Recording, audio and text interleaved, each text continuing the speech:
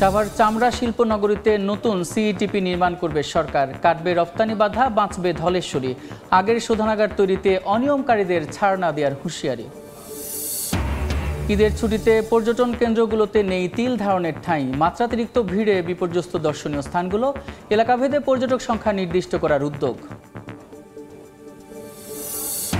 মিল মালিকদের কাছে জিম্মি রংপুরের চাষিরা। ধানের দর নিয়ন্ত্রণের অভিযোগ।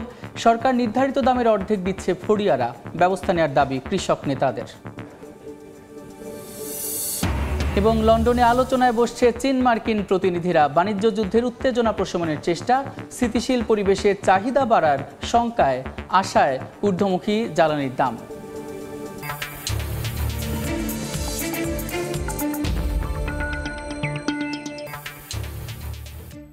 দেখছিলেন শিরোনাম। আমন্ত্রণ জানাচ্ছি দেশ ও দেশের বাইরের অর্থ বাণিজ্যের নানা খবর নিয়ে আমাদের নিয়মিত আয়োজন এ সময়ের বাণিজ্যে। আপনাদের সঙ্গে আছি আমি সাদিক হাসান ইমন। ধলেশ্বরী নদীকে বাঁচিয়ে চামড়ার বিশ্ববাজার ধরতে সাভারের শিল্পনগরীতে নতুন আরেকটি কেন্দ্রীয় বর্জ্য শোধনাগার নির্মাণ করবে সরকার। শিল্প মন্ত্রণালয় জানিয়েছে নতুন সিইটিপি নির্মাণের কাজ পেতে পারে ইতালি। এছাড়া বর্তমানে চালু থাকা বর্জ্য শোধনাগার পুরোপুরি সচল হচ্ছে আগামী অর্থ বছরেই। সিইটিপি নির্মাণের অনিয়মকারীদের বিরুদ্ধে ব্যবস্থা নেওয়া হবে বলে জানিয়েছে শিল্প উপদেষ্টা। শুভ খানের রিপোর্ট। লবণ দিয়ে থরে থরে রাখা হয়েছে কোরবানির পশুর চামড়া। এরপর বিশাল ড্রামে রাসায়নিকে ভিজে তৈরি হবে ওয়েট ব্লো, যা শুকানোর পর রপ্তানির জন্য উপযুক্ত হয় প্রতি পিস চামড়া। সংরক্ষণ থেকে চামড়া বাজারজাত উপযোগী করতে শিল্পনগরীতে প্রতিদিন তৈরি হচ্ছে 20,000 কিউবিক মিটার তরল বর্জ্য। শিল্পনগরীর বর্জ্য শোধনে প্রয়োজন 3,500 MCU সক্ষমতার শোধনাগার। অথচ চীনা প্রতিষ্ঠান নির্মিত সিইটিপির সক্ষমতা সর্বোচ্চ 1800 MCU। ফলে অপরিশোধিত বর্জ্যের বড় অংশই পড়ছে ধলেশ্বরী নদীতে। মিলছে না চামড়া রপ্তানির ক্ষেত্রে LWGর সনদ। দাম পাচ্ছেন না মৌসুমি ব্যবসায়ীরাও। বিশাল এই সমস্যাটাকে সমাধান করে দেয় তাহলে ট্যানারিগুলো স্মুথলি চলবে, চামড়াও কিনতে পারবে এবং শিল্প মন্ত্রণালয় বলছে চামড়া শিল্পনগরীর ত্রুটি দুর্বলতা খুঁজে বের করতে জরিপ করছে ইউরোপীয় ইউনিয়ন একটা স্টাডি করছে এবং তারা ফ্রি অফ কস্টে এটা আমাদের করে দিচ্ছে। ইটালি যারা এটা আসলে পায়োনিয়ার সারা বিশ্বে, তাদের দিয়ে আমরা একটা সিইটিপি করতে পারি কিনা। আগামী অর্থ বছরে পুরোপুরি সচল হবে বিদ্যমান সিইটিপি। পার পাবে না অনিয়মে জড়িতরা, বলছেন শিল্প উপদেষ্টা। বিগত সময়ে যারা এগুলির জন্য দায়ী ছিল তাদের বিরুদ্ধে বিভিন্ন ধরনের ব্যবস্থা নেওয়া শুরু হয়েছে। দুদকের কার্যক্রম চালু আছে। সিইটিপি নির্মাণে অনিয়ম করায় চীনা প্রতিষ্ঠানের সিকিউরিটি মানি আটকে রেখেছে সরকার। অর্থ ফেরত পেতে প্রতিষ্ঠানটি তদবির করছে বলেও জানান শিল্প সচিব। শুভ খান, সময় সংবাদ, ঢাকা। চামড়া সংরক্ষণ ও বর্জ্য শোধনের খবর জানাতে হেমায়তপুর চামড়া শিল্পনগরীতে আছেন সহকর্মী শুভ খান। সরাসরি যুক্ত হচ্ছে তার সাথে। শিল্পনগরীতে এবছর কোরবানি পশুর প্রায় 4 লাখ পিস চামড়া এই হেমায়তপুরের শিল্পনগরীতে লবণজাত করা হয়েছে। এরই মধ্যে লবণজাতের যে কাজ সেটি সম্পন্ন হয়েছে এবং এই চামড়াগুলো থেকে কিন্তু আসলে লবণ পানি নিঃসৃত হচ্ছে, যেগুলো আসলে পরিশোধন করে আসলে ধলেশ্বরীতে ছাড়ার কথা। তো আমরা এই মুহূর্তে রয়েছে সাভারের শিল্পনগরীর সিইটিপির সামনে।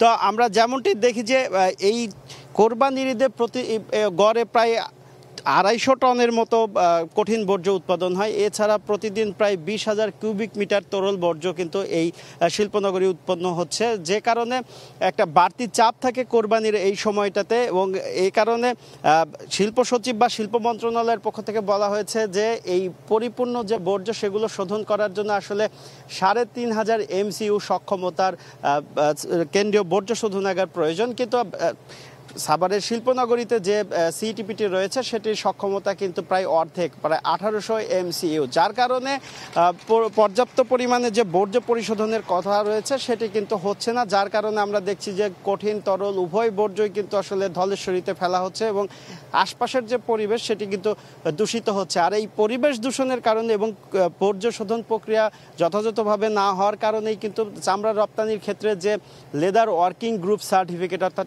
LW এলইউজি সার্টিফিকেট সেটি কিন্তু মিলছে না, এবং এই কারণেই চামড়া আসলে রপ্তানির ক্ষেত্রে কিন্তু বাংলাদেশ পিছিয়ে পড়ছে। ভিয়েতনাম এবং ইন্দোনেশিয়ার মতো প্রতিযোগী যে দেশগুলো রয়েছে সেই দেশগুলো কিন্তু রপ্তানির ক্ষেত্রে অনেকটা এগিয়ে যাচ্ছে বা এগিয়ে গিয়েছে। এখানকার যারা ট্যানারি সংশ্লিষ্ট যারা আছেন তারা কিন্তু বলছেন যে বাংলাদেশের যে চামড়া রয়েছে সেগুলো কিন্তু উৎকৃষ্ট মানের, শুধুমাত্র আমাদের সিইটিপি এবং পরিবেশগত যে সমস্যাগুলো রয়েছে সেই সমস্যার কারণে কিন্তু বাংলাদেশ রপ্তানির ক্ষেত্রে পিছিয়ে পড়ছে, এবং রপ্তানি কাঙ্ক্ষিত মাত্রায় না হওয়ার কারণে কিন্তু আমরা দেখছি যে এই যে কোরবানির মৌসুমে এসে কিন্তু আসলে যারা মৌসুমী ব্যবসায়ী তারা চামড়ার ন্যায্য দাম সেটি কিন্তু পান না, এবং ট্যানারি মালিকরাও কিন্তু অনেক সময় দেখা যায় যে নানা ধরনের অজুহাত দিয়ে থাকেন, আড়তদাররাও আসলে পরিস্থিতির সুযোগ দিয়ে কম দামে চামড়া ক্রয় করে থাকেন। তো সিইটিপির জন্য নতুন করে সরকার সিদ্ধান্ত নিয়েছে নতুন আরেকটি সিইটিপি নির্মাণ করবে এবং ইতালি কাজ পেতে পারে, সেটিও হয়তো সময় সাপেক্ষ ব্যাপার। তো সাভারের হেমায়েতপুরের চামড়া শিল্পনগরী থেকে এই ছিল আমার কাছে চামড়ার বর্জ্য পরিশোধনের সবশেষ খবর। চামড়ার সংরক্ষণ এবং বর্জ্য শোধনের খবর জানাতে সাভারের হেমায়েতপুর থেকে যুক্ত ছিলেন সহকর্মী শুভ খান।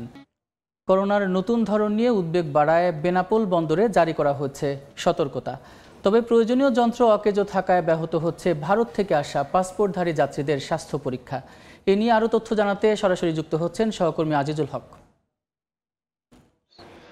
আজিজুল, 2020 সালের 8 মার্চ দেশে প্রথম করোনা সংক্রমণ দেখা দেয়। এরপর থেকে এ পর্যন্ত দেশে প্রায় 21 লাখ মানুষ করোনা আক্রান্ত হয়েছে এবং এই আক্রান্তদের মধ্যে মৃত্যুবরণ করেছে 29,500 জন। সর্বশেষ গত 5 জুন দেশে করোনা আক্রান্ত হয়ে একজন মারা যায়। এত মৃত্যু আর সীমাহীন অর্থনৈতিক ক্ষতি কাটিয়ে সবকিছু যখন স্বাভাবিকের পথে, ঠিক তখনই নতুন করে দেশে যে করোনা সংক্রমণ সেটি ভাবিয়ে তুলেছে সরকার। তবে আমরা দেখতে পেয়েছি করোনা সংক্রমণ এড়াতে ইতিমধ্যে সরকার দেশের সমস্ত বিমানবন্দর, নৌপথ এবং স্থল বন্দরগুলোতে সতর্কতা জারি করেছে, এবং এই সতর্কতা জারি করার পরে বেনাপোল ইমিগ্রেশনে এবং কাস্টমসে আমরা দেখতে পেয়েছি তারা মাস্ক পরিধান করছেন এবং ভারত থেকে যে সমস্ত পাসপোর্ট যাত্রী আসছেন তাদের স্বাস্থ্য পরীক্ষা করছেন। তবে স্বাস্থ্য পরীক্ষার জন্য যে ডিজিটাল থার্মাল স্ক্যানারটা সেটি নষ্ট হয়ে পড়ে থাকায় কিন্তু শুধুমাত্র হ্যান্ড থার্মাল দিয়ে স্বাস্থ্য পরীক্ষা করতে হচ্ছে। এতে কিন্তু করোনা সংক্রমণের ঝুঁকি থাকছে। তবে বেনাপোল ইমিগ্রেশন এবং কাস্টমসের সুরক্ষা ব্যবস্থা জোরদার করলেও কিন্তু আমরা দেখতে পেয়েছি বন্দরে কিন্তু কোনো সুরক্ষা ব্যবস্থা নেওয়া হয়নি। অর্থাৎ ভারত থেকে যে সমস্ত পণ্যবাহী ট্রাক চালক বাংলাদেশে আসছে তাদের স্বাস্থ্য পরীক্ষার কোনো ব্যবস্থা নেওয়া হয়নি। তবে বন্দর কর্তৃপক্ষ আমাদেরকে জানিয়েছেন যে ঈদ ছুটি শেষে তারা কিন্তু এই সুরক্ষা ব্যবস্থা জোরদার করবেন। স্বাভাবিক সময় প্রতিদিন এই বেনাপোল স্থলবন্দর দিয়ে প্রায় 8 থেকে 10 হাজার পাসপোর্ট যাত্রী যাতায়াত করলেও কিন্তু বর্তমানে ভিসা সংকটের কারণে কিন্তু এই যাত্রী যাতায়াত কমে দিনে মাত্র 200 থেকে 300 ঘরে দাঁড়িয়েছে। ইমিগ্রেশন স্বাস্থ্যকর্মীরা আমাদেরকে বলেছেন যে ডিজিটাল যে থার্মাল স্ক্যানারটা ছিল সেটি সংস্কারের জন্য জানানো হয়েছে। আপাতত যে হ্যান্ড থার্মাল স্ক্যানারটা আছে সেটি দিয়ে তারা যাত্রীদের স্বাস্থ্য পরীক্ষা করছেন। তো এই ছিল বেনাপোল স্থলবন্দর থেকে যে নতুন করে করোনার সংক্রমণ বাড়ায় যে বেনাপোল ইমিগ্রেশন এবং কাস্টমসে যে সতর্কতা জারি করা হয়েছে এবং ভারত ফেরত যাত্রীদের স্বাস্থ্য পরীক্ষা করা হচ্ছে তার সর্বশেষ। দর্শক, করোনার নতুন ধরন আবারও দেখা দিচ্ছে এবং তা নিয়ে কিন্তু আতঙ্ক দেখা দিয়েছে। আর বেনাপোল বন্দরের কেমন প্রভাব পড়েছে তা জানাচ্ছিলেন সহকর্মী আজিজুল হক। মিল মালিকদের দাম নিয়ন্ত্রণের অভিযোগ, জিম্মি হয়ে পড়েছেন রংপুর অঞ্চলের কৃষকরা। সরকার নির্ধারিত 1440 টাকার অর্ধেক মূল্যে ধান বিক্রি করছেন ফরিয়াদের কাছে। সংকট নিরসনে অপারগ বলছে কৃষি বিভাগ। সরকারের ভুল নীতির মাসুল গুনছে প্রান্তিক চাষি, বলছেন কৃষক নেতারা। শাকিল মাহমুদের ক্যামেরায় নাজমুল ইসলাম নিশাতের রিপোর্ট। এবার বোরো ধানের ভরা মৌসুমে ন্যায্য মূল্য না পাওয়ায় বড় ধরনের লোকসানে পড়েন উত্তরের কৃষক। সরকার প্রতিমন ধানের দর 1440 টাকা বেঁধে দিলেও কৃষক পর্যায়ে বিক্রি হচ্ছে 850 থেকে 1020 টাকায়। এক ধরনের ভূমি আবাদ করতে গেলে 20,000 টাকা খরচ হয়, আর আমরা ধান বেচে পাইছি 10 থেকে 15,000। কৃষকের বহু টাকা ভর্তুকি দেওয়া লাগে। ধানটা যে তুলিয়ে যে আমরা বেচবো সেরকম কোনো পরিস্থিতি নেই, ধানের দাম একেবারে খারাপ। বাজার ঘুরে দেখা গেল একটি শক্তিশালী সিন্ডিকেট নিয়ন্ত্রণ করে ধানের বাজার। কৃষকের কাছ থেকে ধান কেনে ফরিয়ারা আর ধানের দাম নির্ধারণ করেন রাইস মিল মালিকরা। 1020 টাকা করে আমরা কিনি, আমরা ওনাদেরকে 40 টাকা করে দিই। মেলালা যেটা রেট দেয় সেটা রেটে আমার কাছে মাল, আমাদের কাছে 20-30 টাকা কম বেশি করে আমরা মাল ধরি। কৃষি বিভাগ বলছে সরকারি দর কিংবা ন্যায্য মূল্যে কৃষকরা ধান বিক্রি করতে পারছে কিনা সেটি দেখভালের কোনো সুযোগ নেই। সরকারকে পরামর্শ দেওয়ার জন্য আসলে একটি মনিটরিং টিম যদি থাকে তাহলে অন্তত কৃষকের সমস্যাগুলো তুলে নিয়ে আসতে পারি আমরা, যে কি কারণে ন্যায্য মূল্য পাচ্ছেন না কৃষক। তবে কৃষক সংগঠনের নেতাদের দাবি, সরকারের ভুল নীতির কারণে প্রতি বছর ক্ষতিগ্রস্ত হচ্ছেন প্রান্তিক কৃষকরা। এবার বিভাগে বোরো ধানের উৎপাদন হয়েছে 46 লাখ মেট্রিক টন, অথচ সরকার ধান ক্রয় করবে মাত্র 55,000 মেট্রিক টন। নাজমুল ইসলাম নিশাত, সময় সংবাদ, রংপুর। ধারণ ক্ষমতা বিবেচনা না করায় ক্ষতির মুখে পড়ছে বিভিন্ন জেলার পর্যটন কেন্দ্রগুলো। এগুলোতে দর্শনার্থীর ঢল যেমন নামছে, তেমনি গড়ে তোলা হচ্ছে অপরিকল্পিত স্থাপনা। পর্যটকদের সমাগমে আর্থিক লেনদেন বাড়লেও ক্ষতি হচ্ছে পরিবেশের। পর্যটন উন্নয়ন কর্তৃপক্ষ বলছে, এ অবস্থায় কোনো নির্দিষ্ট পর্যটন অঞ্চলে মানুষের যাতায়াতের হার নির্ধারণ করতে কাজ করছে সরকার। কাজল আব্দুল্লাহ রিপোর্ট। সমতল, পাহাড় কিংবা সাগর, প্রায় একই চিত্র সবখানে। সরকারি ছুটি বা উৎসবে পর্যটকের ভারে ঠাসা থাকে দেশের পর্যটন কেন্দ্রগুলো।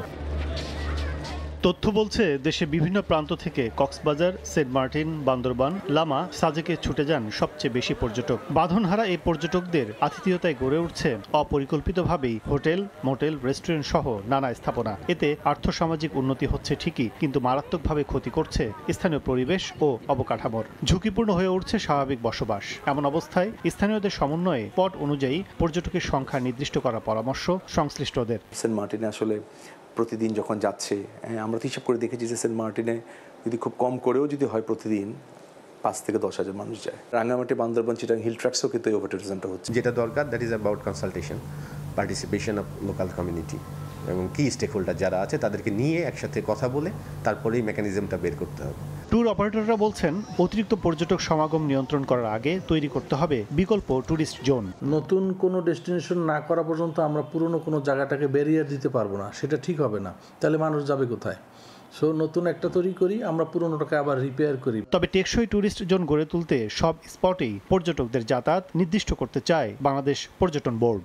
আমরা রিকোয়েস্ট করছি যে সব জায়গাতেই ক্যারিং ক্যাপাসিটি আগেই নির্ধারণ করে দেওয়া, যে সব জায়গায় বেশি ট্যুরিস্ট যায়। পরিসংখ্যান অনুযায়ী 2021 সালে দেশে অভ্যন্তরীণ পর্যটকের সংখ্যা ছিল 1 কোটি। 3 বছরের ব্যবধানে বেড়ে হয়েছে প্রায় 2.5 কোটি। বিশ্বের বিভিন্ন রুটে ভিসা জটিলতার কারণেই বাড়ছে অভ্যন্তরীণ চলাচল। কাজল আব্দুল্লাহ, সময় সংবাদ, ঢাকা। ঈদুল আজহার টানা ছুটিতে সৈকতে ভিড় করছেন স্থানীয় দর্শনার্থী সহ পর্যটকরা। মেতেছেন পরিবার পরিজন নিয়ে ছবি তুলতে। বিস্তারিত জানাতে কক্সবাজার সমুদ্র সৈকতে আছেন সহকর্মী সুজাউদ্দিন রুবেল, সরাসরি যুক্ত হচ্ছে তার সঙ্গে। রুবেল, ঈদের লম্বা ছুটি, আর এই লম্বা ছুটিতে দীর্ঘতম সমুদ্র সৈকতে ভিড় করেছে লাখো মানুষ। এখন বেলা 11টা পার হয়েছে, কিন্তু আমরা লক্ষ্য করছি বেলা যতই বাড়ছে পর্যটকের আগমন ততই বাড়ছে। অনেকে পরিবার পরিজন, আবার অনেকেই প্রিয়জনের সঙ্গে কক্সবাজারে এসেছেন এবং কক্সবাজারে এসে সমুদ্র সৈকতের যে নীল জলরাশি রয়েছে সে জলরাশিতে মেতে রয়েছে। আমরা সকাল থেকে আসলে লক্ষ্য করছি বিপুল সংখ্যক পর্যটক। এই পর্যটকরা সমুদ্রের যে নোনা জল, সেই নোনা জলে টিউবে অনেকে গা ভাসাচ্ছে, আবার অনেকেই সমুদ্রের নোনা জলে তারা সমুদ্র স্নানে ব্যস্ত হয়ে পড়েছেন। আনন্দঘন মুহূর্ত এটি গত ঈদের দিন থেকে শুরু হয়েছে, এখন আজকে ঈদের 4র্থ দিন। এই পর্যন্ত বিপুল সংখ্যক পর্যটকের আগমন হয়েছে বলে এখানকার ব্যবসায়ীরা বলছেন। আর ব্যবসায়ীরা যেটি বলছেন, যেহেতু বিপুল সংখ্যক পর্যটক এসেছে সেক্ষেত্রে পর্যটন ব্যবসাটা অনেকটাই চাঙ্গা হয়েছে। যেহেতু গত কিছুদিন আগে দুর্যোগপূর্ণ আবহাওয়া ছিল, ব্যবসাটা অনেকটাই কম হয়েছে, কিন্তু এখন ঈদের টানা ছুটিতে বিপুল সংখ্যক পর্যটক ছুটে আসাতে এখানকার ফটোগ্রাফার থেকে শুরু করে, ঘোড়াওয়ালা থেকে শুরু করে, কিটকট, বিচ বাইক, জেট স্কি চালক থেকে শুরু করে রেস্টুরেন্ট এবং যে হোটেল মোটেলগুলো রয়েছে সবগুলো এখন ব্যবসা হচ্ছে বলে জানিয়েছে। আমরা আসলে যেটি লক্ষ্য করছি, যেহেতু পর্যটক আসছে সেক্ষেত্রে কিছু দুর্ঘটনাও ঘটছে। গত 2 দিনে 4 জনের মৃত্যু হয়েছে সমুদ্রে গোসল করতে নেমে, যার কারণে আজকে আমরা লক্ষ্য করছি যে লাইফগার্ড রয়েছে, সেই লাইফগার্ডের তৎপরতা আরও বাড়িয়েছে। বিশেষ করে 27 জন লাইফগার্ডের পাশাপাশি স্বেচ্ছাসেবক নিয়োগ করা হয়েছে। স্বেচ্ছাসেবকরা তারা বাইকিং করছে এবং পর্যটকদের সঙ্গে তারা কানেক্ট হয়ে তারা নানা ধরনের নির্দেশনাগুলো দিচ্ছেন, সেই কার্যক্রমগুলো চলছে। আর ট্যুরিস্ট পুলিশের পক্ষ থেকে যেটি বলা হয়েছে যেহেতু বিপুল সংখ্যক পর্যটক ছুটে এসেছে সেই ক্ষেত্রে কক্সবাজার সমুদ্র সৈকত সহ যে বিনোদনের স্পটগুলো রয়েছে ইনানি, হিমছড়ি, টেকনাফ, পাতুয়ার টেক থেকে শুরু করে হোটেল মোটেল জোন সব জায়গায় তাদের নিরাপত্তার বলয় তৈরি করা হয়েছে। 3 স্তরের নিরাপত্তা দেওয়া হচ্ছে যাতে কোনো ধরনের দুর্ঘটনা না হয়। এখন পর্যন্ত চতুর্থ দিন পর্যন্ত কোনো ধরনের দুর্ঘটনা ঘটেনি বলে টুরিস্ট পুলিশের পক্ষ থেকে জানানো হয়েছে। তো এই ছিল আমার কাছে সৈকত থেকে সবশেষ। স্থানীয় দর্শনার্থী এবং পর্যটকদের ঢল নেমেছে কক্সবাজার সমুদ্র সৈকতে। সেখানকার খবরাখবর জানাচ্ছিলেন সহকর্মী সুজাউদ্দিন রুবেল। পঞ্চগড়ে জনপ্রিয় হচ্ছে সুপারির চাষ। চলতি মৌসুমে ফলন কিছুটা কমলেও দাম বেড়েছে দ্বিগুণ। এতে খুশি চাষিরা। প্রায় 150 কোটি টাকা বাণিজ্যের আশা কৃষি বিভাগের। সোহাগ হায়দারের রিপোর্ট। পঞ্চগড়ের সবচেয়ে বড় সুপারির বাজার টুনির হাটে সোমবার ও শুক্রবার চলে কেনাবেচা। প্রতি হাটেই 5 থেকে 6 কোটি টাকার সুপারি কেনাবেচা হয়। ভালো দাম পাওয়ায় খুশি বিক্রেতারা। এই অঞ্চলে বাড়ছে সুপারির চাষ। গতবারের চেয়ে এবার আমরা দামও পাইছি অনেক ভালো। 100 বিঘা সুপারি বাগানে আমার 5-600 কারণ সুপারি আসে। প্রায় 30 লাখ টাকা সুপারি ওই 100 বিঘা জমির মধ্যে আসে। অনেক জায়গা থেকে মানুষ আসে সুপারি কিনে ক্রয় বিক্রয় করে নিয়ে চলে যায়। এখান থেকে আপনার সারা বাংলাদেশের সুপারি যায়। গেল মৌসুমে প্রতি পণ বা 80 পিস সুপারি আকার ভেদে 150 থেকে 400 টাকায় বিক্রি হলেও এবার তা বেড়ে হয়েছে 250 থেকে 600 টাকা। আর প্রতি কাহন অর্থাৎ 1280 পিস সুপারি 2400 থেকে 6400 টাকায় বিক্রি হলেও বর্তমানে 4000 থেকে 9500 টাকায় বিক্রি হচ্ছে। কৃষি বিভাগ বলছে এ মৌসুমে জেলায় 652 হেক্টর জমিতে সুপারি হয়েছে। বাণিজ্য হতে পারে 150 কোটি টাকার। সুপারি চাষ করে চাষিরা তাদের দারিদ্রতা নিবারণ করছে, পাশাপাশি এই অঞ্চলের চাষিদের আর্থসামাজিক অবস্থার উন্নতি হচ্ছে। প্রতি বছরের ন্যায় এবছরও প্রচুর সুপারির ফলন হয়েছে, যার ফলশ্রুতিতে চাষিরা এই অঞ্চলে বেশ সুপারি বাগান করতেছেন। জেলার চাহিদা মিটিয়ে পঞ্চগড়ের সুপারি যাচ্ছে চট্টগ্রাম, সিলেট, নোয়াখালী, ফেনী সহ দেশের বিভিন্ন অঞ্চলে। সোহাগ হায়দার, সময় সংবাদ, পঞ্চগড়। গুলশানের চেয়ারপারসনের কার্যালয়ে কথা বলছেন বিএনপির মহাসচিব মির্জা ফখরুল ইসলাম আলমগীর। সরাসরি যাচ্ছি সেখানে।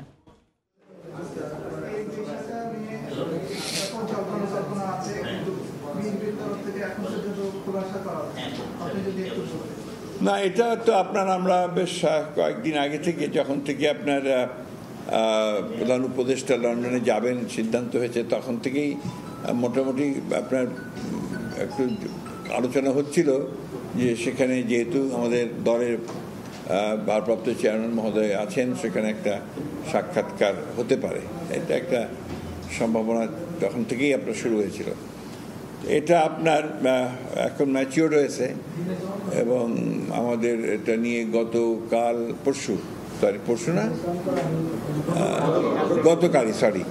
গতকালই আপনার আমাদের একটা স্ট্যান্ডিং কমিটির মিটিংও হয়েছে। এটা আপনাদের জানানো দরকার যে চেয়ারম্যান সাহেব নিজে অসুস্থ থাকে, অসুস্থ থাকার পরে উনি নিজে মিটিং করেছেন। ওনাকে ফর্মালি দাওয়াত করা হয়েছে মিটিংয়ের জন্য। এটা আপনার 13 তারিখে 9টা থেকে 11টা পর্যন্ত লন্ডন টাইমে এই সময়টা দেওয়া হয়েছে আর কি। তো এটা আমাদের স্ট্যান্ডিং কমিটির পক্ষ থেকে স্বাগত জানানো হয়েছে এবং আমরা প্রত্যাশা করছি যে এটা বাংলাদেশের যে রাজনৈতিক যে সংকটগুলো আছে এগুলোকে কাটিয়ে উঠতে একটা পজিটিভ ভূমিকা রাখতে পারে এই সাক্ষাৎকারটা।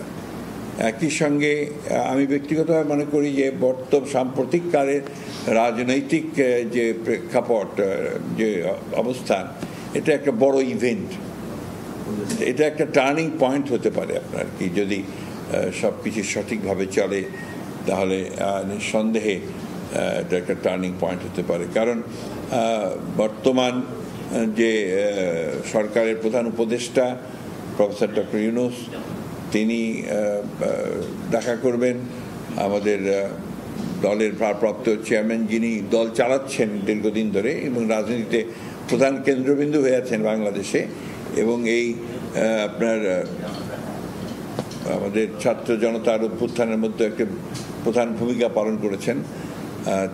তার সঙ্গে আপনার সাক্ষাৎ হওয়াটা এটা একটা বড় ইভেন্ট বলে আমি মনে করি। It's a major political event এবং আমার মনে হয় যে এখন এই সময়ের মধ্যে এটা সবচেয়ে ইম্পর্টেন্ট ইভেন্ট। এটার গুরুত্ব অনেক বেশি। আপনার আমি মনে করি যে এটা জাতীয়ভাবে